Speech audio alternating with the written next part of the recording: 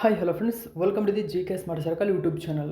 ಈಗ ನಾವು ಸೆಪ್ಟೆಂಬರ್ 10, 2025ನೇ ಸಾಲಿನ ಪ್ರಮುಖ ಪ್ರಚಲಿತ ಘಟನೆಗಳನ್ನು ಕುರಿತು ಚರ್ಚೆ ಮಾಡೋಣ.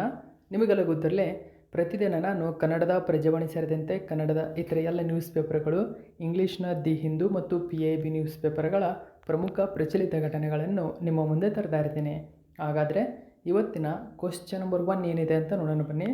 ಗಮನಿಸಿ, 2025ನೇ ಸಾಲಿನ ಪ್ರತಿಷ್ಠಿತ 145ನೇ ಆವೃತ್ತಿಯ US ಓಪನ್ನಲ್ಲಿ ಪುರುಷರ ಸಿಂಗಲ್ಸ್ ವಿಭಾಗದಲ್ಲಿ ಪ್ರಶಸ್ತಿಯನ್ನು ಗೆದ್ದಂತಹ ಕಾರ್ಲೋಸ್ ಅಲ್ಕರಾಜ್ ಕೆಳಗಿನ ಯಾವ ದೇಶದವರು? ಸರಿಯಾದಂಥ ಉತ್ತರ ಆಪ್ಷನ್ ನಂಬರ್ 3 ಸರಿಯಾಗಿದೆ. ನೋಡಿ, ಸ್ಪೇನ್ ದೇಶದವರು. ಓಕೆ, ಸ್ಪೇನ್ ದೇಶದ ವಿಶ್ವದ ನಂಬರ್ 1 ಟೆನ್ನಿಸ್ ಆಟಗಾರರಾಗಿರ್ತಕ್ಕಂಥ ಈಗ ಕಾರ್ಲೋಸ್ ಅಲ್ಕರಾಜ್ ಚಾಂಪಿಯನ್ ಆಗಿದ್ದಾರೆ. ಓಕೆ, ಇದ್ರ ಬಗ್ಗೆ ಹೆಚ್ಚಿನ ಡೀಟೇಲ್ಸನ್ನು ನಾವು ತಿಳ್ಕೊಳ್ಳೋಣ. ಇದು 145ನೇ ಆವೃತ್ತಿಯದ್ದಾಗಿದೆ.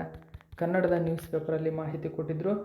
ವಿಶ್ವ ರ್ಯಾಂಕಿಂಗ್ನಲ್ಲಿ ಅಗ್ರಸ್ಥಾನಕ್ಕೆ ಮರಳಿದ ಸ್ಪೇನ್ನ ಯುವ ತಾರೆ.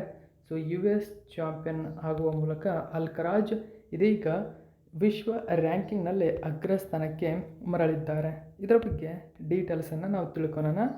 ಗಮನಿಸಬಹುದು, ಅಮೆರಿಕ ದೇಶದ ಬಿಲ್ಲಿ ಜಿಂಗ್ ಕಿಂಗ್ ರಾಷ್ಟ್ರೀಯ ಟೆನ್ನಿಸ್ ಕೇಂದ್ರದಲ್ಲಿ ನಡೆದಂತಹ 145ನೇ ಆವೃತ್ತಿಯ US ಓಪನ್ನಲ್ಲಿ ಸ್ಪೇನ್ನ ಸೆನ್ಸೇಷನಲ್ ಆಟಗಾರ ಕಾರ್ಲೋಸ್ ಅಲ್ಕರಾಜ್ ಪುರುಷರ ಸಿಂಗಲ್ಸ್ ಪ್ರಶಸ್ತಿಯನ್ನು ಗೆದ್ದರು ಮತ್ತು ಆಲ್ರೆಡಿ ಹಿಂದೆ ಬೆಲಾರಸ್ ದೇಶದ ಅರಿನಾ ಸಬಲೆಂಕಾ ಮಹಿಳೆಯರ ಸಿಂಗಲ್ ಪ್ರಶಸ್ತಿಯನ್ನು ತಮ್ಮದಾಗಿಸಿಕೊಂಡಿದ್ದರು. ಈ ಡೀಟೇಲ್ಸನ್ನು ಇಂದಿನ ವಿಡಿಯೋದಲ್ಲಿ ನಾನು ತಿಳಿಸಿಕೊಟ್ಟಿದ್ದೆ. ನೋಡಿ, ಟೆನ್ನಿಸ್ನಲ್ಲಿ ಸ್ಪೇನ್ನ ಸೆನ್ಸೇಷನಲ್ ಆಟಗಾರ ಕಾರ್ಲೋಸ್ ಅಲ್ಕರಾಜ್ ಜಾನಿಕ್ ಸಿನ್ನರ್ ಅವರನ್ನು ಸೋಲಿಸಿ ತಮ್ಮ 2ನೇ US ಓಪನ್ ಪುರುಷರ ಸಿಂಗಲ್ಸ್ ಪ್ರಶಸ್ತಿಯನ್ನು ಗೆದ್ದಿದ್ದಾರೆ. ನೋಡಿ, ಇವರು ಜಾನಿಕ್ ಸಿನ್ನರ್ ಇಟಲಿ ದೇಶದವರು ಇವರು. ಸೊ ಇವರನ್ನು ಸೋಲಿಸಿ US ಓಪನ್ ಸಿಂಗಲ್ಸ್ನಲ್ಲಿ 2ನೇ ಪ್ರಶಸ್ತಿಯನ್ನು ಗೆದ್ದಿದ್ದಾರೆ. ಅಂದರೆ ಈ ಹಿಂದೆ ಅವರು ಸೆಪ್ಟೆಂಬರ್ 2023ರ ನಂತರ ಮೊದಲ ಬಾರಿಗೆ ಪುರುಷರ ಟೆನ್ನಿಸ್ನಲ್ಲಿ ವಿಶ್ವದ ನಂಬರ್ 1 ಶ್ರೇಯಾಂಕವನ್ನು ಮರಳಿದ್ದಾರೆ.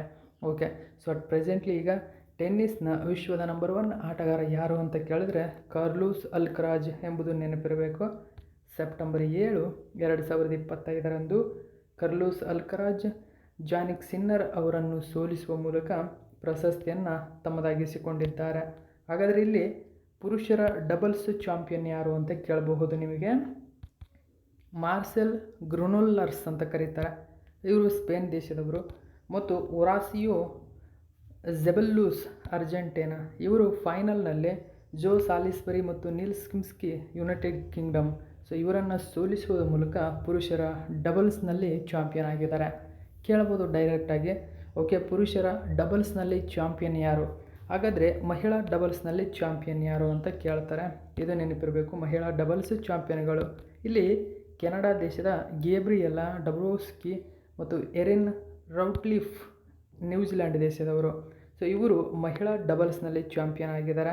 ಸೊ ಯಾರನ್ನು ಸೋಲಿಸಿದರು ಅಂತ ಕೇಳಿದರೆ ಕ್ಯಾಟರಿನಾ ಸಿನಿಯಾಕೋವಾ ಚೆಕ್ ಗಣರಾಜ್ಯ, ಟೇಲರ್ ಟೌನ್ಸೆಂಡ್ USA. ಸೊ ಇವರನ್ನು ಸೋಲಿಸುವ ಮೂಲಕ ಮಹಿಳಾ ಡಬಲ್ಸ್ನಲ್ಲಿ ಚಾಂಪಿಯನ್ ಆಗಿ ಹೊರಹೊಮ್ಮಿದ್ದಾರೆ. ಇನ್ನು ಮಿಶ್ರ ಡಬಲ್ಸ್ ನೋಡಿ, ಮಿಶ್ರ ಡಬಲ್ಸ್ ಚಾಂಪಿಯನ್ಗಳು ಸಾರಾ ಎರಾನಿ ಮತ್ತು ಆಂಡ್ರಿಯಾ ಓವೋಸೋರಿ, ಈಗ ಸ್ವೈಟೆಕ್ ಪೋಲೆಂಡ್. ಸೊ ಮತ್ತು ಕ್ಯಾಸ್ಪರ್ ರೂಡ್ ನಾರ್ವೆ. ಸೊ ಇವರನ್ನು ಸೋಲಿಸಿ ಮಿಶ್ರ ಡಬಲ್ಸ್ ಪ್ರಶಸ್ತಿಯನ್ನು ತಮ್ಮದಾಗಿಸಿಕೊಂಡಿದ್ದಾರೆ. ಸೊ ಇಷ್ಟು ಮಾಹಿತಿ ನೆನಪಿರಬೇಕು ಇದಕ್ಕೆ ಸಂಬಂಧಪಟ್ಟಂತೆ. ಹಾಗಾದರೆ ಈ ಗ್ರ್ಯಾಂಡ್ ಸ್ಲಾಮ್ ಅಂದ್ರೇನು? ಗ್ರ್ಯಾಂಡ್ ಸ್ಲಾಮ್ಗಳ ಬಗ್ಗೆ ಸ್ವಲ್ಪ ಮಾಹಿತಿ ನಾವು ತಿಳ್ಕೊಳ್ಳೋಣ. ಇದರರ್ಥ ಒಂದೇ ಕ್ಯಾಲೆಂಡರ್ ಋತುವಿನಲ್ಲಿ, ಅಂದರೆ ಮುಖ್ಯವಾಗಿ 1 ವರ್ಷದ ಅವಧಿಯಲ್ಲಿ 4 ಪ್ರಮುಖ ಟೆನ್ನಿಸ್ ಚಾಂಪಿಯನ್ಶಿಪ್ಗಳು ಆಡಲಾಗುತ್ತದೆ. ಅದು Australia open, French open, Britain, ಇದನ್ನು ವಿಂಬಲ್ಡನ್ ಅಂತ ಕರೀತಾರೆ, USA ಓಪನ್. ಸೊ ಹೀಗೆ 4 ಗ್ರ್ಯಾಂಡ್ ಸ್ಲಾಮ್ಗಳನ್ನು ಆಡಿಸಲಾಗುತ್ತದೆ ಟೆನ್ನಿಸ್ನಲ್ಲಿ. ಸೊ ಇವನ್ನ ಗ್ರ್ಯಾಂಡ್ ಸ್ಲಾಮ್ಗಳು ಅಂತ ಕರೀತಾರೆ. ಈ ಸಾಧನೆಯನ್ನು 5 ವಿಭಿನ್ನ ಆಟಗಾರರು 6 ಬಾರಿ ಸಾಧಿಸಿದ್ದಾರೆ. 1938ರಲ್ಲಿ ಒಂದೇ ವರ್ಷದಲ್ಲಿ 4 ಪ್ರಮುಖ ಚಾಂಪಿಯನ್ಶಿಪ್ಗಳನ್ನು ಗೆದ್ದ ಡಾನ್ ಬರ್ಡ್ಸ್ ಟೆನ್ನಿಸ್ನಲ್ಲಿ ಗ್ರ್ಯಾಂಡ್ ಸ್ಲಾಮ್ ಸಾಧಿಸಿದ ಮೊಟ್ಟಮೊದಲ ಆಟಗಾರ ಎಂಬ ಹೆಗ್ಗಳಿಕೆಯನ್ನು ಉಳಿಸಿಕೊಂಡಿದ್ದಾರೆ. ಸೊ ಇದು ಕೂಡ ನೆನಪಿರಲಿ. ನೆಕ್ಸ್ಟ್ ನಾವು 2ನೇ ಕ್ವಶನ್ ಏನಿದೆ ಅಂತ ನೋಡೋಣ ಬನ್ನಿ. ಇತ್ತೀಚೆಗೆ ಕೆಳಗಿನ ಯಾವ ವ್ಯಕ್ತಿಯು ಭಾರತದ 15ನೇ ಉಪರಾಷ್ಟ್ರಪತಿಯಾಗಿ ಆಯ್ಕೆಯಾಗಿದ್ದಾರೆ? C P Radhakrishnan. Option number 1 ಸರಿಯಾಗಿದೆ, ಸಿ ಪಿ ರಾಧಾಕೃಷ್ಣನ್. ನೋಡಿ, ರಾಧಾಕೃಷ್ಣನ್ ಉಪರಾಷ್ಟ್ರಪತಿಯಾಗಿದ್ದಾರೆ. 152 ಮತಗಳ ಅಂತರದಿಂದ ಗೆದ್ದಂತಹ NDA ಅಭ್ಯರ್ಥಿ. ವಿಪಕ್ಷಗಳ ಒಕ್ಕೂಟದ 14 ಸದಸ್ಯರಿಂದ ಅಡ್ಡ ಮತದಾನ ಆಗಿದೆ. ಓಕೆ, ಹೆಚ್ಚಿನ ಡೀಟೇಲ್ಸ್ ಏನಿದೆ ಅಂತ ನಾವು ನೋಡೋಣ. ಓಕೆ, ನ್ಯೂಸ್ ಪೇಪರಲ್ಲಿ ಮಾಹಿತಿ ಕೊಟ್ಟಿದ್ದರು. ಇವರು NDA ಅಭ್ಯರ್ಥಿಯಾಗಿದ್ದಾರೆ, ಅಂದರೆ BJP ನೇತೃತ್ವ. ರಾಧಾಕೃಷ್ಣನ್ ಅವರು ಈಗ ಭಾರತದ 15ನೇ ಉಪರಾಷ್ಟ್ರಪತಿಯಾಗಿ ಆಯ್ಕೆಯನ್ನು ಖಚಿತಪಡಿಸಿದ್ದಾರೆ. ಇವರ ಎದುರಾಳಿ ಯಾರು ಅಂತ ಕೇಳಿದರೆ, ಸೊ ಇಂಡಿಯಾ ಮೈತ್ರಿಕೂಟದ ಅಭ್ಯರ್ಥಿಯಾದ ಬಿ ಸುದರ್ಶನ್ ರೆಡ್ಡಿ. ಇವ್ರದ್ದು ನೆನಪಿಟ್ಕೊಳ್ಬೇಕು. ಓಕೆ, ಇವರ ಎದುರಾಳಿ ಇಂಡಿಯಾ ಮೈತ್ರಿಕೂಟದ ಅಭ್ಯರ್ಥಿ ಬಿ ಸುದರ್ಶನ್ ರೆಡ್ಡಿ ಎಂಬುದು ನೆನಪಿರಬೇಕು. ಹಾಗಾದರೆ ಸಿ ಪಿ ರಾಧಾಕೃಷ್ಣನ್ ಅವರ ಬಗ್ಗೆ ನಾವು ಸ್ವಲ್ಪ ಮಾಹಿತಿಯನ್ನು ತಿಳ್ಕೊಳ್ಳೋಣ. 1957ರಲ್ಲಿ ತಮಿಳುನಾಡಿನ ತಿರುಪ್ಪೂರಿನಲ್ಲಿ ಜನಿಸಿದ ಸಿ ಪಿ ರಾಧಾಕೃಷ್ಣನ್ ಅವರ ರಾಜಕೀಯ ಜೀವನ 3 ದಶಕಗಳ ಕಾಲ ವಿಸ್ತರಿಸಿದೆ. ನೋಡಿ, ಸೊ ಇವರು ಯಾವ ರಾಜ್ಯದವರು ಅಂತ ಕೇಳ್ತಾರೆ. ಓಕೆ, ತಮಿಳುನಾಡಿನವರು ಎಂಬುದು ಈಗ ನಿಮಗೆ ಗೊತ್ತಾಗಿದೆ. ತಮಿಳುನಾಡಿನವರು. ಅವರು RSSನಲ್ಲಿ ಸ್ವಯಂ ಸೇವಕರಾಗಿ ಕೊಯಮತ್ತೂರಿನಿಂದ 2 ಬಾರಿ ಸಂಸತ್ ಸದಸ್ಯರಾಗಿದ್ದರು. ಇವರು ಹಲವಾರು ಪ್ರಮುಖ ಹುದ್ದೆಗಳನ್ನು ಮಾಡಿದ್ದಾರೆ. ಸೊ ಅದರ ಜೊತೆಗೆ ಇವರು ಮುಖ್ಯವಾಗಿ ರಾಧಾಕೃಷ್ಣ ನೋಡಿ 2024ರಿಂದ ಜಾರ್ಖಂಡ್, ತೆಲಂಗಾಣ, ಪುದುಚೇರಿ, ಸೊ ಇವರೆಲ್ಲ ಇಲ್ಲಿ ಮಹಾರಾಷ್ಟ್ರದ ಮತ್ತು ರಾಜ್ಯಪಾಲರಾಗಿ ಕೂಡ ಸೇವೆ ಸಲ್ಲಿಸಿದ್ದಾರೆ. ನೋಡಿ, ಜಾರ್ಖಂಡ್, ತೆಲಂಗಾಣದಲ್ಲಿ ಹೆಚ್ಚುವರಿ ಹೊಣೆ ವಹಿಸಿಕೊಂಡಿದ್ದರು ಇವರು.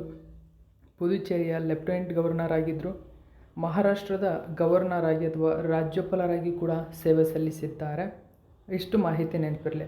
ಹಾಗಾದರೆ ಸಂವಿಧಾನದ ವಿಧಿಗಳನ್ನು ನಾವು ಸ್ವಲ್ಪ ಮಾಹಿತಿ ತಿಳ್ಕೊಳ್ಳೋಣ. ಉಪರಾಷ್ಟ್ರಪತಿಯ ಬಗ್ಗೆ ಸಂವಿಧಾನದ ವಿಧಿಗಳು ನೋಡಿ. 63ನೇ ವಿಧಿ ಭಾರತದಲ್ಲಿ ಉಪರಾಷ್ಟ್ರಪತಿ ಹುದ್ದೆ ಇರಬೇಕು ಅಂತ ಹೇಳುತ್ತೆ. 63ನೇ ವಿಧಿ. 64ನೇ ವಿಧಿ ಉಪರಾಷ್ಟ್ರಪತಿ ರಾಜ್ಯಸಭೆಯ ಪದನಿಮಿತ್ತ ಅಧ್ಯಕ್ಷರಾಗಿರುತ್ತಾರೆ. ನೋಡಿ, ರಾಷ್ಟ್ರಪತಿಯವರು ಪದನಿಮಿತ್ತ ಅಧ್ಯಕ್ಷರು ರಾಜ್ಯಸಭೆಗೆ ಆಗಿರುತ್ತಾರೆ. 64ನೇ ತಿಳಿಸುತ್ತೆ. ಇನ್ನು 65ನೇ ವಿಧಿ ನೋಡಿ, ಇದು ರಾಷ್ಟ್ರಪತಿಗಳ ನಿಧನ ಮತ್ತು ರಾಜೀನಾಮೆ, ಪದಚ್ಯುತಿ ಅಥವಾ ಇತರೆ ಕಾರಣದಿಂದ ರಾಷ್ಟ್ರಪತಿಗಳ ಹುದ್ದೆ ಖಾಲಿಯಾದಾಗ ಉಪರಾಷ್ಟ್ರಪತಿಗಳು ಹಂಗಾಮಿ ರಾಷ್ಟ್ರಪತಿ ಆಗ್ತಾರೆ ಎಂಬುದನ್ನು 65ನೇ ವಿಧಿ ತಿಳಿಸುತ್ತೆ. 66ನೇ ವಿಧಿ ಅಂತ ತಿಳಿಸುತ್ತೆ. ಹಾಗಾದರೆ ನೋಡಿ, ಅರ್ಹತೆಗಳನ್ನು ವಿವರಿಸುತ್ತದೆ. ಉಪರಾಷ್ಟ್ರಪತಿಗಳ ಅರ್ಹತೆಗಳನ್ನು 66ನೇ ವಿಧಿ ತಿಳಿಸುತ್ತೆ. ಹಾಗೂ ಒಬ್ಬ ವ್ಯಕ್ತಿ ಎಷ್ಟು ಸಾರಿ ಬೇಕಾದರೂ ಉಪರಾಷ್ಟ್ರಪತಿಯಾಗಲು ಅವಕಾಶ ನೀಡುತ್ತದೆ. ಓಕೆ, 67ನೇ ವಿಧಿ ಅಧಿಕಾರಾವಧಿ ತಿಳಿಸುತ್ತೆ. ಉಪರಾಷ್ಟ್ರಪತಿಯವರ ಅಧಿಕಾರಾವಧಿಯನ್ನು 67ನೇ ವಿಧಿ ತಿಳಿಸುತ್ತೆ. ಜೊತೆಗೆ ರಾಜೀನಾಮೆ ಮತ್ತು ಪದಚ್ಯುತಿ ಕುರಿತು ವಿವರಿಸುತ್ತದೆ. ಉತ್ತರಾಧಿಕಾರಿ ಪ್ರಮಾಣವಚನ ಸ್ವೀಕರಿಸುವವರೆಗೆ ಅಧಿಕಾರದಲ್ಲಿ ಮುಂದುವರಿಯಲು ಅವಕಾಶವನ್ನು ನೀಡತಕ್ಕಂಥದ್ದು 67ನೇ ವಿಧಿ. ಓಕೆ, ಇನ್ನು 68ನೇ ವಿಧಿ ಏನು ಹೇಳುತ್ತೆ? ಉಪರಾಷ್ಟ್ರಪತಿ ಹುದ್ದೆ ಖಾಲಿಯಾದಾಗ ಆದಷ್ಟು ಬೇಗ ಚುನಾವಣೆ ನಡೆಸಬೇಕು. ನೋಡಿ, 68ನೇ ವಿಧಿ ಇದರ ಬಗ್ಗೆ ತಿಳಿಸುತ್ತೆ. 69ನೇ ವಿಧಿ ಉಪರಾಷ್ಟ್ರಪತಿ ತಮ್ಮ ಅಧಿಕಾರ ಸ್ವೀಕರಿಸುವ ಮೊದಲು ರಾಷ್ಟ್ರಪತಿಗಳ ಸಮ್ಮುಖದಲ್ಲಿ ಅಥವಾ ಅವರಿಂದ ನೇಮಕಗೊಂಡಂತಹ ವ್ಯಕ್ತಿ ಸಮ್ಮುಖದಲ್ಲಿ ಪ್ರಮಾಣವಚನ ಸ್ವೀಕರಿಸಬೇಕು. ನೋಡಿ, 69ನೇ ವಿಧಿ ಅಂತ ತಿಳಿಸುತ್ತೆ. ರಾಷ್ಟ್ರಪತಿಗಳಿಂದ ಅಥವಾ ರಾಷ್ಟ್ರಪತಿಯಿಂದ ನೇಮಕವಾದಂತಹ ಒಬ್ಬ ವ್ಯಕ್ತಿಯಿಂದ ಇವರು ಪ್ರಮಾಣವಚನ ಸ್ವೀಕರಿಸಬೇಕು ಅಂತ ಹೇಳುತ್ತೆ. ಓಕೆ, 69ನೇದು. ಇನ್ನು 70ನೇ ವಿಧಿ ಅಂತ ತಿಳಿಸುತ್ತೆ. ಅನಿಶ್ಚಿತ ಸಂದರ್ಭದಲ್ಲಿ ಅಂದರೆ ರೇರ್ ಸಂದರ್ಭದಲ್ಲಿ ಉಪರಾಷ್ಟ್ರಪತಿ ರಾಷ್ಟ್ರಪತಿಗಳ ಕಾರ್ಯನಿರ್ವಹಿಸುವ ಬಗ್ಗೆ ತಿಳಿಸುತ್ತದೆ. ಅಂದರೆ ಯಾವುವು ಎಂಬುದನ್ನು ನಿರ್ಧರಿಸುವ ಅಧಿಕಾರವನ್ನು ಇದು ಸಂಸತ್ತಿಗೆ ನೀಡಿದೆ. ಅನಿಶ್ಚಿತ ಸಂದರ್ಭದಲ್ಲಿ ಯಾವುವು ಎಂಬುದನ್ನು ನಿರ್ಧರಿಸುವ ಅಧಿಕಾರ ಸಂಸತ್ತಿಗಿದೆ. ಸೊ 71ನೇ ವಿಧಿ ಉಪರಾಷ್ಟ್ರಪತಿ ಚುನಾವಣೆಗೆ ಸಂಬಂಧಿಸಿದ ವಿವಾದಗಳನ್ನು ಸರ್ವೋಚ್ಚ ನ್ಯಾಯಾಲಯದಲ್ಲಿಯೇ ವಿಚಾರಿಸಬೇಕು. ನೋಡಿ, ಇತರೆ ಯಾವುದೇ ನ್ಯಾಯಾಲಯದಲ್ಲಿ ಉಪರಾಷ್ಟ್ರಪತಿ ಹುದ್ದೆಗೆ ಸಂಬಂಧಪಟ್ಟಂತೆ ಮತ್ತು ರಾಷ್ಟ್ರಪತಿ ಹುದ್ದೆಗೆ ಸಂಬಂಧಪಟ್ಟಂತೆ ಚರ್ಚೆ ಆಗಲ್ಲ. ಅದು ಸರ್ವೋಚ್ಚ ನ್ಯಾಯಾಲಯವೇ ಆಗಿರಬೇಕು, ಸುಪ್ರೀಂ ಕೋರ್ಟು. ಈ ಕುರಿತು ಮೇಲ್ಮನವಿಗೆ ಅವಕಾಶವಿಲ್ಲ ಎಂದು ಉಲ್ಲೇಖಿಸುತ್ತದೆ 71ನೇ ವಿಧಿ. ಸೊ ಇಷ್ಟು ನೆನಪಿರಬೇಕು. ಜೊತೆಗೆ 92ನೇ ವಿಧಿ ನೋಡಿ, ಇದು ಉಪರಾಷ್ಟ್ರಪತಿಗಳನ್ನು ಹುದ್ದೆಯಿಂದ ತೆಗೆದುಹಾಕುವ ನಿರ್ಣಯ ಚರ್ಚೆಯಲ್ಲಿರುವಾಗ ಅವರು ರಾಜ್ಯಸಭೆ ಅಧ್ಯಕ್ಷತೆ ವಹಿಸುವುದಂತೆ ನೋಡಿ ಅಧ್ಯಕ್ಷತೆ ವಹಿಸದಂತೆ ನಿರ್ಬಂಧಿಸುತ್ತದೆ 92ನೇ ವಿಧಿ. ಅಂದರೆ ನೋಡಿ, ಉಪರಾಷ್ಟ್ರಪತಿಗಳನ್ನು ಹುದ್ದೆಯಿಂದ ನಾವು ತೆಗೆದುಹಾಕಬೇಕು ಅಂತ ಅಂದ್ಕೊಂಡಿದ್ರೆ, ಸೊ ಆ ನಿರ್ಣಯ ಪ್ರೊಸೆಸಿಂಗಲ್ಲಿದ್ದರೆ ರಾಜ್ಯಸಭೆ ಅಧ್ಯಕ್ಷತೆ ವಹಿಸದಂತೆ ನಿರ್ಬಂಧಿಸುವ ವಿಧಿಯೇ 92ನೇ ವಿಧಿ. ಜೊತೆಗೆ 100ನೇ ವಿಧಿ, ಇದು ರಾಜ್ಯಸಭೆ ಅಧ್ಯಕ್ಷರಾಗುವಾಗ ನಿರ್ಣಾಯಕ ಮತ ಚಲಾಯಿಸುವ ಅಧಿಕಾರ ನೀಡುತ್ತದೆ. ನೋಡಿ, ನಿರ್ಣಾಯಕ ಮತ ಅಂದರೆ ಯಾವುದೇ ಒಂದು ಒಪ್ಪಂದ ಅಥವಾ ಮಸೂದೆ ಇರುತ್ತೆ, ಆ ಮಸೂದೆ ಕಾಯ್ದೆಯಾಗಬೇಕು ಅಂತಂದರೆ ಈಕ್ವಲ್ ಮತ ಬಿದ್ದಾಗ, ಓಕೆ, ಈಕ್ವಲ್ ಅಂದರೆ 52 ಮತಗಳು ಬಿದ್ದಾಗ ಇಲ್ಲಿ ನಿರ್ಣಾಯಕ ಮತ ಅಂತ ಅಧ್ಯಕ್ಷರಿಗಿರುತ್ತೆ. ಓಕೆ, ಅಂದರೆ ಉಪರಾಷ್ಟ್ರಾಧ್ಯಕ್ಷರಿಗಿರುತ್ತೆ. ಸೊ ಅವರು ಆ ಮಸೂದೆಗೆ ಒಪ್ಪಿಗೆ ನೀಡಬೇಕು ಅಥವಾ ಬೇಡವೋ ಎಂಬುದರ ಅವರು ಮತ ಹಾಕ್ಬೋದು. ಇದನ್ನು ನಿರ್ಣಾಯಕ ಮತ ಅಂತ ಕರೀತಾರೆ. ಈ ನಿರ್ಣಾಯಕ ಮತದ ಅಧಿಕಾರ ಅಧ್ಯಕ್ಷರಿಗಿರುತ್ತೆ. ಓಕೆ, ರಾಜ್ಯಸಭೆಯ ಅಧ್ಯಕ್ಷರಾಗಿರುತ್ತಾರೆ ಅವರು. ಸೊ ಇದರ ಬಗ್ಗೆ ಅಂದರೆ ಮತ ಹಾಕುವ ಅಧಿಕಾರವನ್ನು ನೀಡಿರ್ತಕ್ಕಂಥದ್ದು 100ನೇ ವಿಧಿ. ಓಕೆ, ಇದು ನೆನಪಿರಬೇಕು ನಿಮಗೆ. ಓಕೆ, ಇನ್ನು ಇವರ ಪದಚ್ಯುತಿಗೊಳಿಸುವಿಕೆಗೆ ಸಂಬಂಧಪಟ್ಟಂತೆ 67B 67C ಕೂಡ ತಿಳಿಸುತ್ತೆ. ಅಂದರೆ ಉಪರಾಷ್ಟ್ರಪತಿಗಳನ್ನು ಅವರ ಅಧಿಕಾರಾವಧಿ ಮುಗಿಯುವ ಮುನ್ನ ರಾಜ್ಯಸಭೆಯಲ್ಲಿ ಪರಿಣಾಮಕಾರಿ ಬಹುಮತ, ಲೋಕಸಭೆಯಲ್ಲಿ ಸರಳ ಬಹುಮತ ಅಂಗೀಕರಿಸುವ ಮೂಲಕ ಪದಚ್ಯುತಿಗೊಳಿಸಬಹುದು. ನೋಡಿ, 67B 67C ವಿಧಿ ಏನು ಹೇಳುತ್ತೆ, ರಾಜ್ಯಸಭೆಯಲ್ಲಿ ಬಹುಮತ ಬೇಕು, ಲೋಕಸಭೆಯಲ್ಲಿ ಸರಳ ಬಹುಮತದ ಮೂಲಕ ಅವರನ್ನು ಪದಚ್ಯುತಿಗೊಳಿಸಬಹುದು ಅಂತ ತಿಳಿಸುತ್ತೆ. ಓಕೆ, ಸೊ ಈ ಮೂಲಕ ನಿರ್ಣಯ ಮಂಡಿಸುವ ಕನಿಷ್ಠ 14 ದಿನಗಳ ಮುನ್ನ ರಾಷ್ಟ್ರಪತಿಗಳಿಗೆ ನೋಟಿಸ್ ನೀಡಬೇಕಾಗುತ್ತೆ. ಇಲ್ಲಿ ಇನ್ನೂ ಹೆಚ್ಚಿನ ಮಾಹಿತಿ ಅಂದರೆ, ರಾಷ್ಟ್ರಪತಿಗಳಾಗಿ ಆಯ್ಕೆಯಾದವರು 6 ಜನ. ಅಂದರೆ ಉಪರಾಷ್ಟ್ರಪತಿಯಾಗಿ ನಂತರ ರಾಷ್ಟ್ರಪತಿಗಳಾಗಿ ಆಯ್ಕೆಯಾದಂತಹ 6 ಜನರಿದ್ದಾರೆ.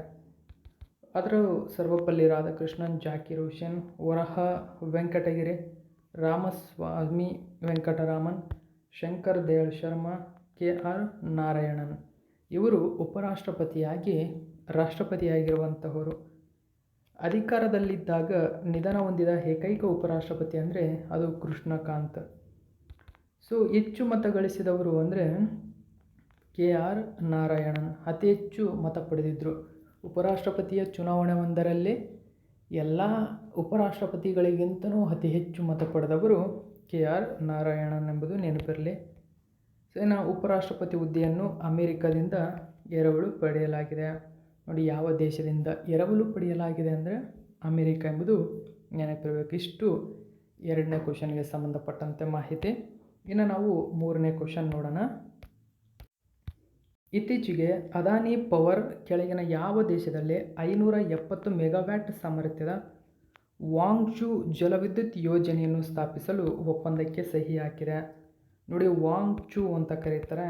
ಸರಿಯಾದಂಥ ಉತ್ತರ Nepal, Bhutan. Okay, option number 1 ಸರಿಯಾಗಿದೆ, ಭೂತಾನ್ ದೇಶದೊಂದಿಗೆ.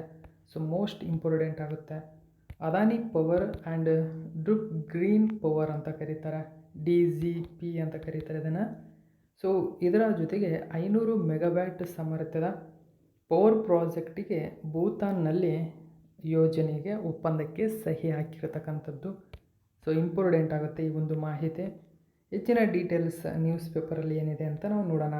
ನೋಡಿ, ಭಾರತದ ಅತಿದೊಡ್ಡ ಖಾಸಗಿ ಉತ್ಪಾದಕ ಅಂದರೆ ಅದು ಅದಾನಿ ಪವರ್ ಮತ್ತು ಅದಾನಿ ಪವರ್. ಸೊ ಇದು ಅದಾನಿ ಪವರ್ ಮತ್ತು ಭೂತಾನ್ನ ಸರ್ಕಾರಿ ಸ್ವಾಮ್ಯದ ವಿದ್ಯುತ್ ಉತ್ಪಾದಕ company Druk Green Power Corporation Limited ಅಂತ ಕರೀತಾರೆ, ಅಂದರೆ DGPC.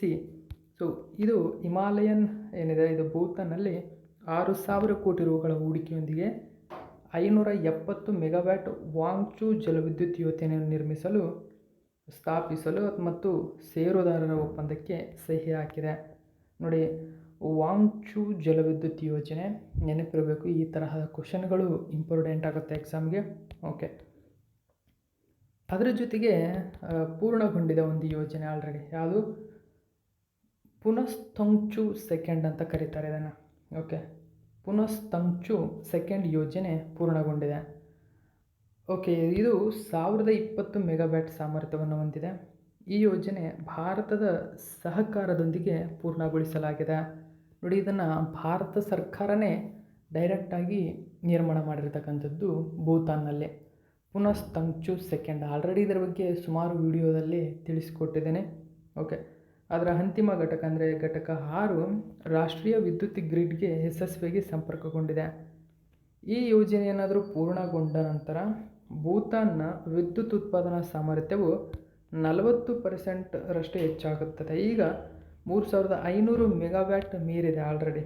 ಓಕೆ, ಭಾರತ ಮತ್ತು ಭೂತಾನ್ ನಡುವಿನ ಸಹಕಾರದ ಪ್ರಮುಖ ಆಧಾರ ಸ್ತಂಭವಾಗಿ ಹಲವಾರು ಜಲವಿದ್ಯುತ್ ಯೋಜನೆಗಳು ಈಗಾಗಲೇ ಕಾರ್ಯನಿರ್ವಹಿಸ್ತಾ ಇದ್ದಾವೆ. ಅವುಗಳಲ್ಲಿ ಒಂದನೇದು ಮಂಗ್ದೇಚು 720 ಮೆಗಾವ್ಯಾಟ್ ಇದೆ. ಎರಡನೇದಾಗಿ ಚುಕಾ 336 ಮೆಗಾವ್ಯಾಟ್ ಸೇರಿವೆ. ನೋಡಿ, ಮಂಗ್ದೇಚು, ಚುಕಾ ಆಲ್ರೆಡಿ ಭಾರತ ಮತ್ತು ಭೂತಾನ್ ನಡುವಿನ ಸಹಕಾರದಲ್ಲಿ ನಿರ್ಮಾಣವಾಗಿರತಕ್ಕಂಥ ಜಲವಿದ್ಯುತ್ ಯೋಜನೆಗಳು. ಆಲ್ರೆಡಿ ಇವು ಕಾರ್ಯಾರಂಭ ಮಾಡ್ತಾ ಇದ್ದಾವೆ. ಇಷ್ಟು ನೆನಪಿರಬೇಕು. ನೆಕ್ಸ್ಟ್ ನಾವು 4ನೇ ಕ್ವಶನ್ ನೋಡೋಣ. ಸೊ ಮೋಸ್ಟ್ ಇಂಪಾರ್ಟೆಂಟ್ ಪ್ರೆಸೆಂಟ್ಲಿ ಇದು ನೋಡಿ. ಇತ್ತೀಚೆಗೆ ಕೆಳಗಿನ ಯಾವ ದೇಶದಲ್ಲಿ ಜನರೇಷನ್ ಜೆಡ್, ನೋಡಿ ಜನರೇಷನ್ ಜೆಡ್ ಪೀಳಿಗೆಯ ಯುವಕರು ಪ್ರತಿಭಟನೆಯ ಮೂಲಕ ಹಿಂಸಾತ್ಮಕ ಕಾರ್ಯದಲ್ಲಿ ತೊಡಗಿದ್ದಾರೆ? ಸರಿಯಾದಂಥ ಉತ್ತರ ನೇಪಾಳ. ಓಕೆ, ಸೊ ನಾನು ಈ ಹಿಂದೆ ಹೇಳಿದ್ದೆ, ನೇಪಾಳವು 26 ವಿಧದ ಅಂದರೆ ಮಾಧ್ಯಮಗಳನ್ನು ಬ್ಯಾನ್ ಮಾಡಿತ್ತು ಅಂತ. ಓಕೆ, ಸಾಮಾಜಿಕ ಮಾಧ್ಯಮಗಳನ್ನು ಬ್ಯಾನ್ ಮಾಡಿತ್ತು. ಅದರಲ್ಲಿ ಟ್ವಿಟ್ಟರ್ ಆಗಿರ್ಬೋದು, ಫೇಸ್ಬುಕ್ ಆಗಿರ್ಬೋದು, ಮತ್ತು ಜೊತೆಗೆ ಯೂಟ್ಯೂಬ್ ಆಗಿರ್ಬೋದು, ಇತರೆ ಸಾಮಾಜಿಕ ಮಾಧ್ಯಮಗಳನ್ನು 26 ಸಾಮಾಜಿಕ ಮಾಧ್ಯಮಗಳನ್ನು ಬ್ಯಾನ್ ಮಾಡ್ತು. ಇದರಿಂದ ಈ ಆಪರೇಷನ್ ಜೆಡ್ ಎಂಬುದು ಯುವಕರಿವರು ನೋಡಿ, ಆಪರೇಷನ್ ಜೆಡ್ ಇವರು ಈ ಯುವ ಪೀಳಿಗೆ ಏನಿದೆ, ಸೊ ನೇಪಾಳದಲ್ಲಿ ಹಿಂಸಾತ್ಮಕ ಕಾರ್ಯದಲ್ಲಿ ತೊಡಗಿ ನೇಪಾಳದಲ್ಲಿ ಮಾಜಿ ಪ್ರಧಾನಿಯೊಬ್ಬರ ವೈಫನ್ನು ಸುಟ್ಟು ಹಾಕಿದರು. ಜೊತೆಗೆ ಹಲವಾರು ಸಚಿವರ ಮಕ್ಕಳನ್ನು ಮತ್ತು ಮಾಜಿ ಸಚಿವರು ಪ್ರಸ್ತುತ ಇರತಕ್ಕಂಥ ಸಚಿವರನ್ನು ಹೊಡೆದಾಕಿದ್ದಾರೆ. ಸೊ ಇದರ ಮೂಲಕ 19 ಅಂದರೆ ಇಲ್ಲಿ ಗೋಲಿಬಾರ್ ಕೂಡ ನಡೀತು. ಪೊಲೀಸರು ಎನ್ಕೌಂಟ್ರ್ ಮಾಡಿದರು. ಸೊ ಇದರಲ್ಲಿ 19 ಜನರು ಸಾವನ್ನಪ್ಪಿ 400ಕ್ಕೂ ಹೆಚ್ಚು ಜನ ಇದೀಗ ಆಸ್ಪತ್ರೆಯಲ್ಲಿ ಸೇರಿದ್ದಾರೆ. ಇದರ ಬಗ್ಗೆ ಡೀಟೇಲ್ಸನ್ನು ನಾವು ತಿಳ್ಕೊಳ್ಳೋಣ. ಜನರೇಷನ್ ಜೆಡ್ ಅಂದ್ರೇನು, ಹಾಗಾದರೆ ಈ ಹಿಂದಿನ ಜನ್ರೇಷನ್ಗೆ ಏನಂತ ಕರಿತಿದ್ರು, ಮುಂದೆ ಬರ್ತಕ್ಕಂಥ ಆಲ್ಫಾ ಜನರೇಷನ್ ಅಂದ್ರೇನು, ಈ ಎಲ್ಲ ಡೀಟೇಲ್ಸನ್ನು ನಾವು ತಿಳ್ಕೊಳ್ಳೋಣ. ಈಗ ಜನರೇಷನ್ ಜೆಡ್ ಬಗ್ಗೆ ನಿಮಗೆ ತುಂಬಾ ಕೇಳ್ತಾರೆ, ನೆನಪಿರಬೇಕು. ಜನರೇಷನ್ ಜೆಡ್ ನೋಡಿ, ಇಲ್ಲಿದೆ ಜನರೇಷನ್ ಜೆಡ್. ಓಕೆ, ಹಿಂಸಾಚಾರಕ್ಕೆ 19 ಜನರು ಬಲಿಯಾಗಿದ್ದಾರೆ, 200ಕ್ಕೂ ಹೆಚ್ಚು ಜನರು ಗಾಯಗೊಂಡಿದ್ದಾರೆ. ಸೊ ವಿದ್ಯಾರ್ಥಿಗಳ ದನಿ ಇದು. ಏನಿದು ಜನರೇಷನ್ ಜೆಡ್? ಹಾಗಾದರೆ ನ್ಯೂಸ್ ಪೇಪರಲ್ಲಿ ಮಾಹಿತಿಯನ್ನು ಕೊಟ್ಟಿದ್ದರು. ಸೊ ಈ ಜನರೇಷನ್ ಜೆಡ್ ಮೂಲಕ ನೇಪಾಳ ಸರ್ಕಾರ ಏನಿದೆ ಏನು ಹೊರಡಿಸಿತ್ತು ಬ್ಯಾನ್ನ ಕಾರ್ಯವನ್ನು ಬಂದ್ ಮಾಡಿದೆ, ನಿಷೇಧ ಮಾಡಿದೆ. ಅಂದರೆ ಪ್ರತಿಭಟನೆ ತೀವ್ರ ಸ್ವರೂಪಕ್ಕೆ ಪಡೆಯುತ್ತಿದ್ದಂತೆ ಸರ್ಕಾರ ಅದರ ಮೇಲೆ ಒತ್ತಡ ಹೆಚ್ಚಾಯಿತು. ಇದರಿಂದ ಸಾಮಾಜಿಕ ಜಾಲತಾಣಗಳ ಮೇಲಿನ ನಿಷೇಧವನ್ನು ಹಿಂಪಡೆಯುವ ನಿರ್ಧಾರವನ್ನು ಶೀಘ್ರದಲ್ಲೇ ಪ್ರಕಟಿಸುವಂತೆ ತಿಳಿಸಿದೆ ರಾಜ್ಯ ಸರ್ಕಾರ. ಓಕೆ, ಅಲ್ಲಿನ ಸರ್ಕಾರ. ಇದರ ಬಗ್ಗೆ ಸ್ವಲ್ಪ ಮಾಹಿತಿ ನೋಡಿ. ನೇಪಾಳ ಜನರೇಷನ್ ಜೆಡ್ ಪ್ರತಿಭಟನೆಗಳು ಸರ್ಕಾರದ ಪ್ರಮುಖ ಸಾಮಾಜಿಕ ಮಾಧ್ಯಮ ವೇದಿಕೆಗಳನ್ನು ನಿಷೇಧಿಸಿದ ನಂತರ ಸೆಪ್ಟೆಂಬರ್ 8, 2025ರಂದು ನೇಪಾಳದಾದ್ಯಂತ ಅಭೂತಪೂರ್ವ ಪ್ರತಿಭಟನೆಗಳು ಭುಗಿಲೆದ್ದವು. ಇದರಿಂದಾಗಿ ಸಾವಿರಾರು ಯುವಕರಿಂದ ಶಾಂತಿಯುತ ಪ್ರದರ್ಶನಕ್ಕೆ ಇಳಿದಂತಹ ಪ್ರತಿಭಟನೆ ಶೀಘ್ರದಲ್ಲೇ ಹಿಂಸಾತ್ಮಕವಾಗಿ ರೂಪುಗೊಳ್ಳಿತು. ಈ ಹಿಂಸಾತ್ಮಕದಲ್ಲಿ ಕನಿಷ್ಠ 19 ಜನರು ಸಾವನ್ನಪ್ಪಿದ್ದು 400ಕ್ಕೂ ಹೆಚ್ಚು ಜನರು ಗಾಯಗೊಂಡಿದ್ದಾರೆ. ಸೊ ಆಪರೇಷನ್ ಜೆಡ್ ಅಂದ್ರೇನು? ಹಾಗಾದರೆ ಪ್ರತಿಭಟನಾಕಾರರು ಪ್ರಾಥಮಿಕವಾಗಿ ಜೆಡ್ ಜನರೇಷನ್ ಯುವಕರು ಅಂತ ನಾವು ಹೇಳ್ತೀವಿ. ಅಂದರೆ ಇವರು 1996 ಮತ್ತು 2012 ನಡುವೆ ಜನಿಸಿದಂತಹ ವ್ಯಕ್ತಿಗಳು. ನೋಡಿ, 1996 ಮತ್ತು 2012 ಒಳಗೆ ಜನಿಸದಂತಹ ಯುವಕರು ಏನಿದ್ದಾರೆ ಇವರನ್ನು ನಾವು ಆಪರೇಷನ್ ಜೆಡ್ ಅಂತ ಕರಿತೀವಿ. ಅಂದರೆ ಇವರು 16ರಿಂದ 25 ವರ್ಷ ವಯಸ್ಸಿನ ಜನರೇಷನ್ ಜೆಡ್ ಯುವಕರು. ಅಲ್ಲಿನ ಅಂದರೆ ನೇಪಾಳದ ಒಟ್ಟು ಜನಸಂಖ್ಯೆಯ 20.8% ಮತ್ತು ಅದರ 30 ಮಿಲಿಯನ್ ಜನರಲ್ಲಿ 90% ಅವರು ಇಂಟರ್ನೆಟ್ ಬಳಸುತ್ತಾರೆ. ನೋಡಿ ಇಲ್ಲಿ ಪಾಯಿಂಟ್, ಇವರೆಲ್ಲ ಇಂಟರ್ನೆಟ್ ಬಳಸ್ತಾರೆ. ಇವರು ಇಂಟರ್ನೆಟ್ ಇಲ್ಲದೆ ಬಾಳಲ್ಲ ಇವರು. ಓಕೆ, ಆಪರೇಷನ್ ಜೆಡ್ ಏನಿದ್ದಾರೆ ಇವರು ಯುವ ಪೀಳಿಗೆ, ಇವರು ಇಂಟರ್ನೆಟ್ ಇಲ್ಲದೆ ಬದುಕಲ್ಲ. ಅದು ಇರಲಿಲ್ಲ ಅಂದರೆ ಹುಚ್ಚಿಡ್ದಂಗೆ ಆಗ್ಬಿಡುತ್ತೆ ಅವರಿಗೆ. ಸೊ ಆ ಕಾರಣಕ್ಕಾಗಿ ಇವರನ್ನು ಡಿಜಿಟಲ್ ಸ್ಥಳೀಯರು ಅಂತ ಕರೀತಾರೆ. ಡಿಜಿಟಲ್ ಸ್ಥಳೀಯರು ಯಾಕೆ ಇವರನ್ನು ಡಿಜಿಟಲ್ ಸ್ಥಳೀಯರು ಅಂತ ಕರೀತಾರೆ? ನೋಡಿ, ಜನರೇಷನ್ ಜೆಡ್ ಮಕ್ಕಳು ಕಂಪ್ಯೂಟರ್, ಇಂಟರ್ನೆಟ್, ಸ್ಮಾರ್ಟ್ಫೋನ್ಗಳು ಮತ್ತು ಸಾಮಾಜಿಕ ಮಾಧ್ಯಮಗಳನ್ನು ತಮ್ಮ ಸುತ್ತಲೂ ಇಟ್ಟುಕೊಂಡು ಬೆಳೆದವರು. ಡಿಜಿಟಲ್ ತಂತ್ರಜ್ಞಾನವಿಲ್ಲದ ಜಗತ್ತಿನಲ್ಲಿ ಅವರು ಎಂದಿಗೂ ಬದುಕಲ್ಲ. ಅವರನ್ನು ಡಿಜಿಟಲ್ ಸ್ಥಳೀಯರು ಎಂದು ಕರೆಯಲಾಗುತ್ತದೆ. ಇದರ ಅರ್ಥ ಹೊಸ ಅಪ್ಲಿಕೇಶನ್ ಆಗಿರ್ಬೋದು, ಸ್ಕ್ರೀನ್ ಟಚ್ ಆಗಿರ್ಬೋದು, ತಂತ್ರಜ್ಞಾನ ಇದರಲ್ಲಿ ಅವರು ಸೂಪರಾಗಿ ಕ್ಷಿಪ್ರವಾಗಿ ಕಾರ್ಯ ಮಾಡ್ತಾ ಇರ್ತಾರೆ. ಸೊ ಇವರೆಲ್ಲ ಯೂಟ್ಯೂಬ್ ಆಗಿರ್ಬೋದು, ವಾಟ್ಸಪ್ ಇಲ್ಲದೆ ಜೀವನದಲ್ಲಿ ಅಂದರೆ ಊಹಿಸಲವರು. ಜನರೇಷನ್ ಜೆಡ್ಗೆ ಅದು ಅಸಾಧ್ಯ. ಅಂದರೆ ಅವರು ಇಂಟರ್ನೆಟ್ ಇರಲೇಬೇಕು. ಅವರಿಗೆ ಇಂಟರ್ನೆಟ್ ಇರಲಿಲ್ಲ ಅಂದರೆ ಆಪರೇಷನ್ ಜೆಡ್ ಪೀಳಿಗೆ ಯುವಕರು ಜೀವಿಸಲು ಅಸಾಧ್ಯ ಅವರು. ಸೊ ಇವರನ್ನು ಡಿಜಿಟಲ್ ಸ್ಥಳೀಯರು ಅಂತ ಮೆನ್ಷನ್ ಮಾಡ್ತೀವಿ. ಹಾಗಾದರೆ ಜನರೇಷನ್ ಆಲ್ಫಾ ಮುಂದಿನ ಪೀಳಿಗೆ ಜನಾಂಗ ಇದು. ಜನರೇಷನ್ ಜೆಡ್ನ ನಂತರ ಬರತಕ್ಕಂಥದ್ದೇ ಜನರೇಷನ್ ಆಲ್ಫಾ. ಜನರೇಷನ್ ಆಲ್ಫಾ 2013ರಿಂದ 2025ರವರೆಗೆ ಜನಿಸಿರುತ್ತಾರೆ ಇವರು. So generation alpha artificial intelligence, ಕೃತಕ ಬುದ್ಧಿಮತ್ತೆ, AI, AR ಅಥವಾ VR ಆಟಗಳು ಮತ್ತು ರೋಬೋಟ್ಗಳೊಂದಿಗೆ ಬೆಳೆಯುತ್ತಿದ್ದಾರೆ ಜನರೇಷನ್ ಆಲ್ಫಾ ಮಕ್ಕಳು. ಇವರನ್ನು ಜನರೇಷನ್ ಆಲ್ಫಾ ಅಂತ ಕರೀತಾರೆ. ಹಾಗಾದರೆ ಈ ಹಿಂದೆ ಜನರೇಷನ್ ಜೆಡ್ಗೂ ಹಿಂದೆ ಇರತಕ್ಕಂಥ ಯಾವುದು ಜನರೇಷನ್ ವೈ ಅಂತ ಕರಿತೀವಿ. ಅಂದರೆ ಇವ್ರನ್ನ ಮಿಲೇನಿಯಲ್ಸ್ ಅಂತ ಕರೀತಾರೆ. ಇವರ ಒಂದು ಕಾಲಾವಧಿ 1981ರಿಂದ 96ರ ನಡುವೆ ಇದ್ದರು. ಇವರು ಇಮೇಲ್, ಫೇಸ್ಬುಕ್ನೊಂದಿಗೆ ವ್ಯವಹರಿಸುವಂಥವರು. ಓಕೆ, ಮೊದಲು ಜನರೇಷನ್ ವೈ ಇವರನ್ನು ಮಿಲೇನಿಯಲ್ಸ್ ಅಂತ ಕರೀತಾರೆ. ನಂತರ ಬರ್ತಕ್ಕಂಥವರು ಜನರೇಷನ್ ಜೆಡ್, ತದನಂತರ ಜನರೇಷನ್ ಆಲ್ಫಾ. ಹೀಗೆ 3 ರೀತಿಯ ಜನರೇಷನ್ಗಳ ಬಗ್ಗೆ ನೀವು ತಿಳ್ಕೊಂಡಿದ್ದೀರಾ. ಸೊ ಜನರೇಷನ್ ಜೆಡ್ ತೀವ್ರಗೊಂಡಂತಹ ಪ್ರತಿಭಟನೆ ಯಾವ ಹಂತದಲ್ಲಿರುತ್ತದೆ ಅಂತ. ಇದೇ ಜನರೇಷನ್ ಜೆಡ್ ಒಳಗೊಂಡಂತೆ ಬಾಂಗ್ಲಾದಲ್ಲಿ ಪ್ರತಿಭಟನೆ ನಡೆಯಿತು. ಸೊ ಅಲ್ಲಿನ ಶೇಖ್ ಹಸೀನಾ ಪ್ರಧಾನಿಯವರು ಭಾರತಕ್ಕೆ ಪಲಾಯನಗೈದಿದ್ದರು. ಈಗಲೂ ಕೂಡ ಅವರು ಹೋಗಿಲ್ಲ ಅಲ್ಲಿಗೆ. ಸೊ ಅವರು ಕೂಡ ಜನರೇಷನ್ ಜೆಡ್, ಅಲ್ಲಿ ದಾಳಿ ಇದ್ದಂಥವ್ರು. ಸೊ ಇಲ್ಲಿ ಪ್ರತಿಭಟನೆ ನೇಪಾಳದಲ್ಲಿ ಮಾಡಿದಂಥವರು ಕೂಡ ಇದೇ ಜನರೇಷನ್ ಜೆಡ್.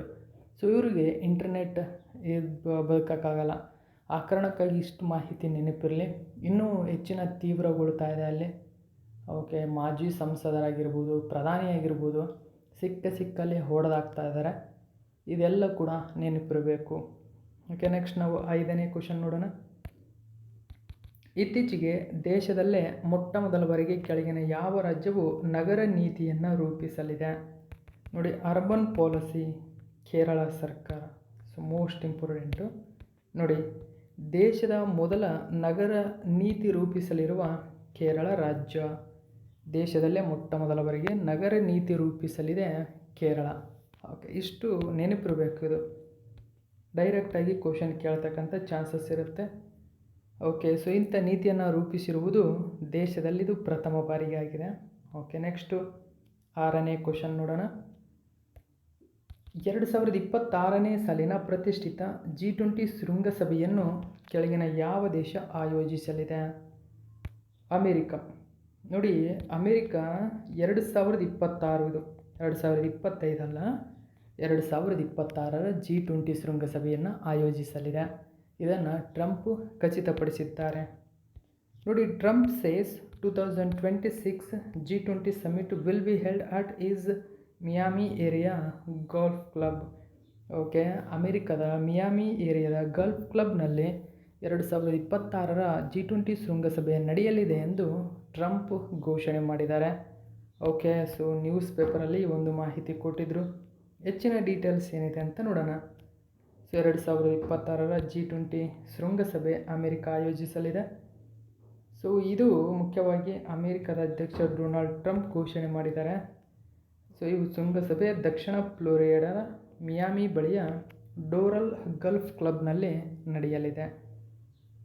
ಜೊತೆಗೆ ಈ ವರ್ಷದ ಜುಲೈನಲ್ಲಿ ಟ್ರಂಪ್ ಅವರು ಆತಿಥೇಯ ದಕ್ಷಿಣ ಆಫ್ರಿಕಾದೊಂದಿಗಿನ ಭೂಮಿ ಮತ್ತು ಇಸ್ರೇಲ್ ಸಂಬಂಧಿತ ನೀತಿಗಳ ಬಗ್ಗೆ ಈ ಭಿನ್ನಾಭಿಪ್ರಾಯಗಳಿಂದಾಗಿ 2025ರ ನವೆಂಬರ್ನಲ್ಲಿ ನಡೆಯಲಿರುವ G20 ಶೃಂಗಸಭೆಗೆ ಭಾಗವಹಿಸಲು ಸಾಧ್ಯವಿಲ್ಲ ಅಂತ ಹೇಳಿದ್ದಾರೆ. ನೋಡಿ, 2025ನೇ ಸಾಲಿನ G20 ಶೃಂಗಸಭೆಯಲ್ಲಿ ಟ್ರಂಪ್ ಭಾಗವಹಿಸ್ತಾ ಇಲ್ಲ. ಕಾರಣ ಏನು ಅಂದರೆ, ಇಸ್ರೇಲ್ ಮತ್ತು ಆಫ್ರಿಕಾದೊಂದಿಗೆ ಭೂಮಿ ವಹಿವಾಟಿನಲ್ಲಿ ಸ್ವಲ್ಪ ಭಿನ್ನಾಭಿಪ್ರಾಯಗಳಿದ್ದಾವೆ. ಇದರ ಬಗ್ಗೆ ಕ್ವಶನ್ ಕೇಳಿದರೆ ಅವರಿಗೆ ಆನ್ಸರ್ ಮಾಡೋಕ್ಕಾಗಲ್ಲ. ಆ ಕಾರಣಕ್ಕಾಗಿ ಅವರು G20 ಶೃಂಗಸಭೆಯಲ್ಲಿ ಭಾಗವಹಿಸ್ತಾ ಇಲ್ಲ. ಅಮೆರಿಕ ವಿಶ್ವದ ದೊಡ್ಡಣ್ಣ. ಸೊ ಅವರು ಎಲ್ಲ ಕೇಂದ್ರವನ್ನು ತಮ್ಮಲ್ಲಿ ಇಟ್ಕೊಂಡಿದ್ದಾರೆ. ಸೊ ಈ ಕಾರಣಕ್ಕಾಗಿ ಅಂದರೆ ಎಲ್ಲ ಪ್ರತಿಷ್ಠಿತ ಕೇಂದ್ರ ಕಚೇರಿಗಳನ್ನು ಹೊಂದಿರತಕ್ಕಂಥದ್ದು ಅಮೆರಿಕದಲ್ಲೇ, ವಿಶ್ವಸಂಸ್ಥೆ ಆಗಿರ್ಬೋದು ಈ ಥರ. ಸೊ ಅವರು ಇದನ್ನ ಕಂಟ್ರೋಲ್ ಮಾಡೋಕ್ಕಾಗಲಿಲ್ಲ ಅಂದರೆ ಇದ್ದೂ ಕೂಡ ವೇಸ್ಟು. ಆ ಕಾರಣಕ್ಕಾಗಿ ಅದರ ಬಗ್ಗೆ ಕ್ವಶನ್ ಕೇಳ್ತಾರೆ ಅನ್ನೋ ಕಾರಣದಿಂದಾಗಿ ಸೊ ಬರಲಿಕ್ಕೆ ಆಗಲ್ಲ ಎಂಬತಕ್ಕಂಥ ಮಾಹಿತಿಯನ್ನು ಕೊಟ್ಟಿದ್ದಾರೆ. ಹಾಗಾದರೆ 2025ರ G20 ಶೃಂಗಸಭೆ ಎಲ್ಲಿ ನಡೆಯಲಿದೆ, ಎಲ್ಲ ಡೀಟೇಲ್ಸನ್ನು ತಿಳ್ಕೊಳ್ಳೋಣ ಇಂದಿನ ಸಭೆಗಳ ಬಗ್ಗೆ. ನೋಡಿ, ಭಾರತವು 2023ರಲ್ಲಿ ಮೊಟ್ಟ ಮೊದಲ ಬಾರಿಗೆ G20 ಶೃಂಗಸಭೆಯ ಅಧ್ಯಕ್ಷತೆಯನ್ನು ವಹಿಸಿತ್ತು. ಹಾಗಾದರೆ 2025 ಎಲ್ಲಿ ನಡೆಯಲಿದೆ? ಸೊ ಗಮನಿಸಿ, ಜೋಹಾನ್ಸ್ಬರ್ಗ್ ಶೃಂಗಸಭೆಯು G20ಯ 12ನೇ ಸಭೆಯಾಗಿದ್ದು 2025ರ ನವೆಂಬರ್ 22ರಿಂದ 23ರವರೆಗೆ ರಾಷ್ಟ್ರ ಮತ್ತು ಸರ್ಕಾರದ ಮುಖ್ಯಸ್ಥರ ಸಭೆಯಾಗಲಿದೆ. ಗಮನಿಸಿ, 2025ರ G20 ಶೃಂಗಸಭೆ 12ನೇ ಆವೃತ್ತಿಯದ್ದಾಗಿದೆ. ಇದು ಎಲ್ಲಿ ನಡೆಯುತ್ತದೆ ಅಂತ ಕೇಳಿದ್ರೆ ಜೋಹಾನ್ಸ್ಬರ್ಗ್ ಎಲ್ಲಿದೆ? ದಕ್ಷಿಣ ಆಫ್ರಿಕಾದಲ್ಲಿದೆ. ಓಕೆ, ದಕ್ಷಿಣ ಆಫ್ರಿಕಾದ ಜೋಹಾನ್ಸ್ಬರ್ಗ್ನಲ್ಲಿ 12ನೇ ಆವೃತ್ತಿಯ G20 ಶೃಂಗಸಭೆ 2025ರ ನವೆಂಬರ್ 22ರಿಂದ 23 2 ದಿನಗಳ ಕಾಲ ನಡೆಯಲಿದೆ. ಸೊ ಇದರ ಥೀಮ್ ಏನು ಗಮನಿಸಿ, ಯುನಿಟಿ, ಇಕ್ವಾಲಿಟಿ, ಸಸ್ಟೈನಬಿಲಿಟಿ. ಈ ಥೀಮ್ನೊಂದಿಗೆ ಮುಖ್ಯವಾಗಿ ದಕ್ಷಿಣ ಆಫ್ರಿಕಾದ ಜೋಹಾನ್ಸ್ಬರ್ಗ್ನಲ್ಲಿ ಆಫ್ರಿಕಾ ಖಂಡದಲ್ಲಿ ನಡೆಯುವ ಮೊಟ್ಟ ಮೊದಲ G20 ಶೃಂಗಸಭೆ ಇದಾಗಿದೆ. ನೋಡಿ, ಇದು ಆಫ್ರಿಕಾ ಕಾಂಟಿನೆಂಟ್ನಲ್ಲಿ ನಡೀತಕ್ಕಂಥ ಮೊಟ್ಟ ಮೊದಲ G20 ಶೃಂಗಸಭೆಯಾಗಿದೆ. ಸೊ ಈ ಶೃಂಗಸಭೆಯ ಥೀಮ್ ಏನು ಅಂತ ಕೇಳಿದ್ರೆ ಏಕತೆ, ಸಮಾನತೆ, ಸುಸ್ಥಿರತೆ, ಯೂನಿಟಿ, ಇಕ್ವಾಲಿಟಿ, ಸಸ್ಟೈನಬಿಲಿಟಿ ಎಂಬುದು ನೆನಪಿರಬೇಕು. ದಕ್ಷಿಣ ಆಫ್ರಿಕಾ ಈ ವರ್ಷ G20 ಶೃಂಗಸಭೆಯನ್ನು ಆಯೋಜನೆ ಮಾಡ್ತಾ ಇದೆ. ಸೊ ಆಫ್ರಿಕಾ ಖಂಡ ಆಯೋಜನೆ ಮಾಡ್ತಾ ಇರತಕ್ಕಂಥ ಮೊಟ್ಟ ಮೊದಲ G20 ಸಭೆ ಇದಾಗಿದೆ, ನೆನಪಿರಲಿ. G20 ಅಂದರೆ ಏನು? ಹಾಗಾದರೆ G20 ಅಂದರೆ ಏಷ್ಯಾದ ಆರ್ಥಿಕ ಬಿಕ್ಕಟ್ಟಿನ ನಂತರ 1999ರಲ್ಲಿ ಹಣಕಾಸು ಮಂತ್ರಿಗಳು ಮತ್ತು ಕೇಂದ್ರ ಬ್ಯಾಂಕ್ ಗವರ್ನರ್ಗಳು ಜಾಗತಿಕ ಆರ್ಥಿಕ ಮತ್ತು ಆರ್ಥಿಕ ಸಮಸ್ಯೆಗಳನ್ನು ಚರ್ಚಿಸಲು ಒಂದು ವೇದಿಕೆಯನ್ನು ಸ್ಥಾಪನೆ ಮಾಡಿಕೊಂಡು ಆ ವೇದಿಕೆಯೇ G20. ಓಕೆ, G20 ಮುಖ್ಯವಾಗಿ 19 ಸದಸ್ಯ ರಾಷ್ಟ್ರಗಳ ಆರ್ಥಿಕತೆಗಳು ಹೊಂದಿದೆ. ಜೊತೆಗೆ ಯುರೋಪಿಯನ್ ಯೂನಿಯನ್ ಆಗಿರ್ಬೋದು, ಆಫ್ರಿಕನ್ ಯೂನಿಯನ್ ಕೂಡ ಇದರಲ್ಲಿ ಸೇರ್ಪಡೆಗೊಂಡಿದೆ. ಓಕೆ, 1999ರಲ್ಲಿ ಈ ಗುಂಪು ಸ್ಥಾಪನೆಯಾದಾಗ ಭಾರತವು G20 ಸದಸ್ಯ ರಾಷ್ಟ್ರವಾಯಿತು ಎಂಬುದನ್ನು ಗಮನಿಸಬೇಕು. ಓಕೆ, ನೆಕ್ಸ್ಟು ನಾವು 7ನೇ ಕ್ವಶನ್ ನೋಡೋಣ. ಗಮನಿಸಿ, ಇತ್ತೀಚೆಗೆ ಕೆಳಗಿನ ಯಾವ ವ್ಯಕ್ತಿಯು ಸತತ 3ನೇ ಬಾರಿಗೆ ಗೆದ್ದ ನಂತರ ಜಮೈಕಾದ 3ನೇ ಬಾರಿಗೆ ಪ್ರಧಾನಮಂತ್ರಿಯಾಗಿ ಆಯ್ಕೆಯಾಗಿದ್ದಾರೆ? ಸೊ ಸರಿಯಾದಂಥ ಉತ್ತರ Andrew wholeness. Okay, option number 2 ಸರಿಯಾಗಿದೆ. ಆಂಡ್ರೂ ಹೋಲ್ನೆಸ್ ಇವರು ಜಮೈಕಾದ 3ನೇ ಪ್ರಧಾನಮಂತ್ರಿ. ಸೊ 2016ರಿಂದ ಜಮೈಕವನ್ನು ಆಳ್ತಾ ಇದ್ದಾರೆ ಇವರು. ಓಕೆ, ಸೊ 2016ರಿಂದ ಸತತವಾಗಿ 3ನೇ ಬಾರಿಗೆ ಅಲ್ಲಿನ ಪ್ರಧಾನಮಂತ್ರಿಯಾಗಿ ಆಯ್ಕೆಯಾಗಿದ್ದಾರೆ. ಸೊ ಸತತವಾಗಿ ಇದು ನೆನಪಿರಬೇಕು ಜಮೈಕಾ ದೇಶಕ್ಕೆ. ಓಕೆ, ನೋಡಿ, Jamaican prime minister Andrew wholeness. Okay, ಇಂಗ್ಲೀಷಲ್ಲಿ ನೆನ್ಪಿಟ್ಕೊಳ್ಳಿ, ಆಂಡ್ರೂ ಹೋಲ್ನೆಸ್ ಏನಿದ್ದಾರೆ. ಸೊ ಎಲೆಕ್ಟ್ ಆಗಿದ್ದಾರೆ. ಈ ಮೂಲಕ third term as main opposition candidate. So ಇವರು ಮತ್ತೆ ಅಧಿಕಾರ ಹಿಡಿದಿದ್ದಾರೆ. ಜಮೈಕಿಯನ್ ಪ್ರೈಮ್ ಮಿನಿಸ್ಟರ್ ಇವರು ಪ್ರಸ್ತುತ. ಓಕೆ, ಮತ್ತೆ 3ನೇ ಬಾರಿಗೆ ತಮ್ಮದಾಗಿಸಿಕೊಂಡಿದ್ದಾರೆ ಜಮೈಕವನ್ನು. ಓಕೆ, ಸೊ ಅವರ ಹೆಸರು ಆ್ಯಂಡ್ರೂ ಹೊಲ್ನೇಸ್ ಅಂತ ಕರಿತೀವಿ. ಸೊ ಅವರ ಪಕ್ಷ ಯಾವುದು ಅಂತ ಕೇಳಿದರೆ ಲೇಬರ್ ಪಕ್ಷ. ಓಕೆ, ಅಪರೂಪವಾಗಿ 3ನೇ ಬಾರಿಗೆ ಗೆದ್ದ ನಂತರ ಜಮೈಕದ ಪ್ರಧಾನಿಯಾಗಿದ್ದಾರೆ. 2016ರಿಂದ ಜಮೈಕದಲ್ಲಿ ಇವರು ಪ್ರಧಾನಿ. ಸೊ ಜಮೈಕಾ ಬಗ್ಗೆ ಮಾಹಿತಿ ತಿಳ್ಕೊಳ್ಳೋಣ. ಜಮೈಕಾ ಇದು ಕೆರಿಬಿಯನ್ನಲ್ಲಿರುವ ಒಂದು ದ್ವೀಪ ರಾಷ್ಟ್ರ. ಕೆರಿಬಿಯನ್ ಅಂದರೆ ಇದು 10,990 ಚದರ ಕಿಲೋಮೀಟರ್ ವಿಸ್ತೀರ್ಣವನ್ನು ಹೊಂದಿದೆ. ಚದರ ಮೈಲಿ ಅಂತ ಬಂದರೆ 4,240. ಇದು ಗ್ರೇಟರ್ ಆ್ಯಂಟಿಲೀಸ್ ಮತ್ತು ಕೆರಿಬಿಯನ್ನಲ್ಲಿ ಕ್ಯೂಬಾ ಮತ್ತು ಹಿಸ್ಪಾನಿಯೋಲಾ ನಂತರ 3ನೇ ಅತಿ ದೊಡ್ಡ ದ್ವೀಪ. ನೋಡಿ, ಕೆರಿಬಿಯನ್ನಲ್ಲಿ ಕಂಡುಬರುತ್ತೆ. ಜಮೈಕಾ ಉತ್ತರ ಅಮೇರಿಕಾದಲ್ಲಿನ 3ನೇ ಅತಿ ಹೆಚ್ಚು ಜನಸಂಖ್ಯೆ ಹೊಂದಿರುವ ಆಂಗ್ಲೋಫೋನ್ ದೇಶ ಮತ್ತು ಕೆರಿಬಿಯನ್ನಲ್ಲಿ 4ನೇ ಅತಿ ಹೆಚ್ಚು ಜನಸಂಖ್ಯೆ ಹೊಂದಿರುವ ದೇಶವಾಗಿದೆ. ಕಿಂಗ್ಸ್ಟನ್ ದೇಶದ ರಾಜಧಾನಿ ಮತ್ತು ಅತಿ ದೊಡ್ಡ ನಗರ. ಇದು ಇವತ್ತಿನ ಪ್ರಮುಖ ಪ್ರಚಲಿತ ಘಟನೆ. ಇದೇ ತರಹದ ಮಾಹಿತಿಯೊಂದಿಗೆ ಮತ್ತೆ ನಿಮ್ಮನ್ನು ಭೇಟಿ ಆಗ್ತೀನಿ. Thank you so much for watching my video friends.